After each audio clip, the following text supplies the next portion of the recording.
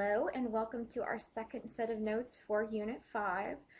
Today we're going to discuss hypnosis, talk about whether it is truly an altered state of consciousness, if it's a whole bunch of bunk, and to discuss theories behind why it is that people can be more easily prone toward hypnosis. So let's move into it. If you define hypnosis, it is considered to be an induced state of awareness. So high levels of suggestibility here, deep relaxation, and highly focused attention. Many argue that the reason why one has a high rate of suggestibility while under hypnosis is because the person who is hypnotizing you is able to very much focus your attention in and narrow that window of attention down to one specific detail. We're going to do a bit of a discussion in class as to whether hypnosis is actually something that's real. And I'm also going to do an activity with you where we're going to determine your level of suggestibility. So I want to get it out here right now. I am not going to hypnotize you. I don't have that ability. I'm not going to pull anything like that on you. I can, however, help you to determine if you are more likely to be able to be hypnotized through this experiment. So please don't think that I'm going to be hypnotizing you at any point during the school year. Let's talk history of hypnosis. Hypnotic techniques have been present throughout history from various civilizations. It's going to be reintroduced to modern history, though, by a guy named Anton Mesmer.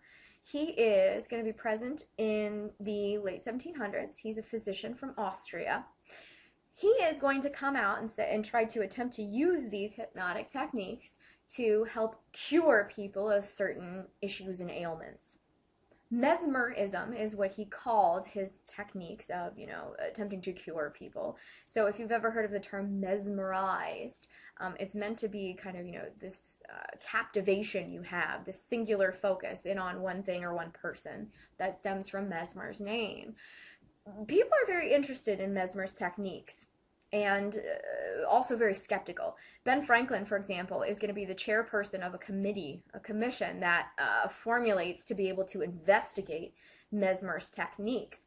And they actually end up determining that really these cures that seem to stem from Mesmer's influence aren't cures at all.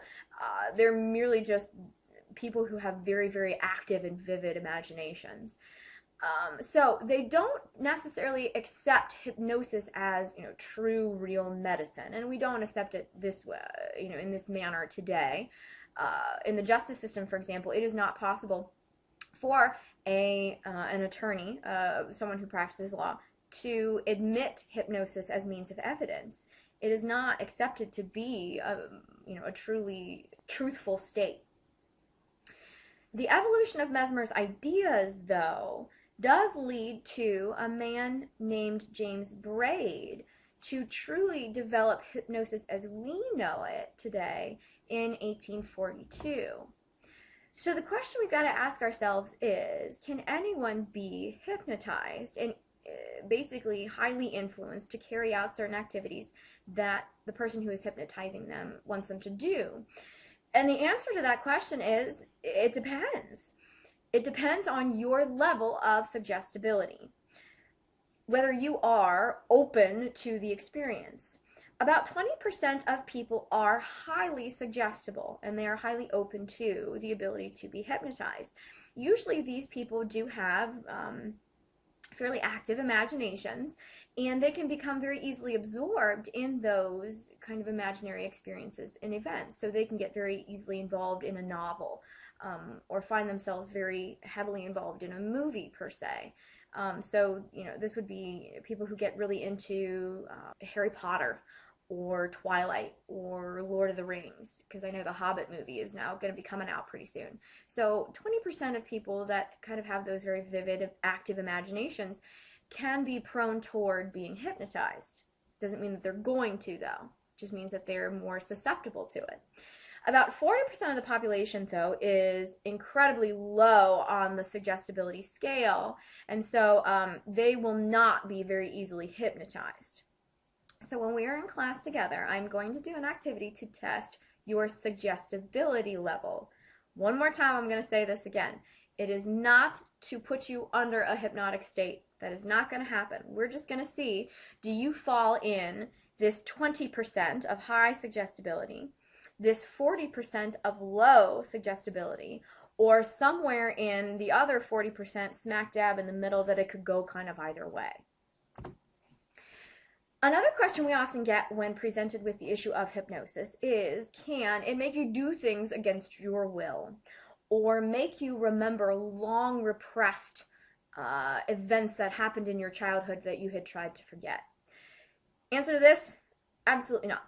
Researchers have found that hypnotically, quote, refreshed memories can combine fact with fiction. So what we mean by that is someone who is attempting to hypnotize you can, I don't want to use the word plant because that has a very strong connotation to it, but the way that a hypnotist can word questions or phrase things can very much alter your answers, your perceptions, and whether you believe a memory to be accurate or not. So that's what we mean when we say that things can be, true reality can be combined with something that didn't actually happen.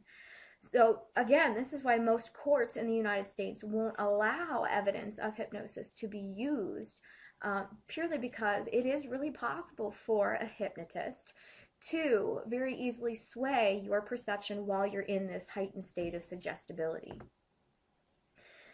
The other thing to keep in mind is that you're not going to be able to do anything outside of the realm of what you can normally do when you're in a hypnotic state. So you are not going to magically become Michael Jordan in terms of your basketball skills if you are under hypnosis as opposed to if you weren't. It can help you to develop certain skills so you can work toward improving skill sets that you already have. So for example, if you are really big into basketball, you want to work on your jump shot. You can be placed under hypnosis, and the hypnotist can help you to kind of establish a plan while under that hypnotic state to work on your skill set of your jump shot over a period of weeks or months. Okay, and so in that scenario, it's not out of the realm of what you can normally do. But you are not going to magically become Superman. You're not going to have abilities that you never once had. So I'm not going to be able to just, jump and dunk on a 7-foot person because I'm 5'2", but I magically got put under a hypnotic state. So that's another thing to keep in mind. And the final question we want to ask ourselves, and this is pervasive across the board when discussing hypnosis, is whether it is truly a state of altered consciousness. So you are going to be presented with this concept in your vocab terms as, state theory. And so for those who believe that it really is, they support state theory, okay? And for those who don't, they are against it. And the basic gist behind this is that no one can really agree one way or the other. Some truly believe it's a distinct state of consciousness, and some think that it's just kind of, there, and it's there for kind of very imaginary people. So people who believe this to be an actual state of consciousness argue that it is separate from our stage of sleep when our brain is active. We're just not fully aware of that level of activity. And it's certainly different from our normal waking state. And so what they argue is that this hypnotic state we can find ourselves in is a dissociation from our normal consciousness. So they argue brain scans of someone who is under hypnosis can show somebody seeing something, and it will activate visual centers within your brain that obviously is not truly there, that purely just because the suggestion has been made of it, the brain activates. So they argue that these brain scans make it so that there is some scientific support to prove hypnosis is an altered state. If the brain is physiologically responding and it perceives within these visual centers of the brain for something to be there, that means that it is essentially an altered state. Others argue, though, that it's just the heightened motivation. that you're not entranced, you're not in this, high state of suggestibility. You're just more motivated to focus your attention on something and channel energy into those suggested activities from the hypnotic state. And then there are others that purely just say that the person who's, being influenced by the hypnotist is just acting like a good subject. They're just doing what they were told, and this falls more in line with the social process of obedience than anything else. So, last thing to keep in mind for us in this set of notes, is what are the therapeutic benefits of hypnosis? If we can't agree that hypnosis is actually an altered state or not, why use it?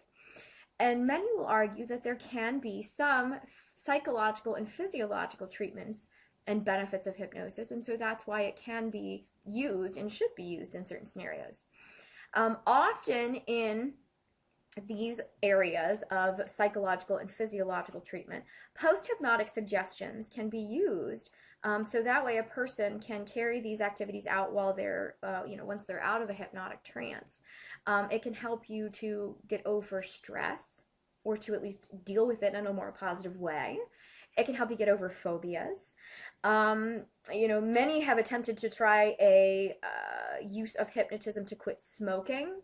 Originally, there was some research out there to say that it might be beneficial for people, and then they kind of have reversed that as they've gone through and done more research on it, that there's no real conclusive evidence one way or the other that that does benefit you or cause you to stop smoking, but there are some people out there who will swear up and down that it worked.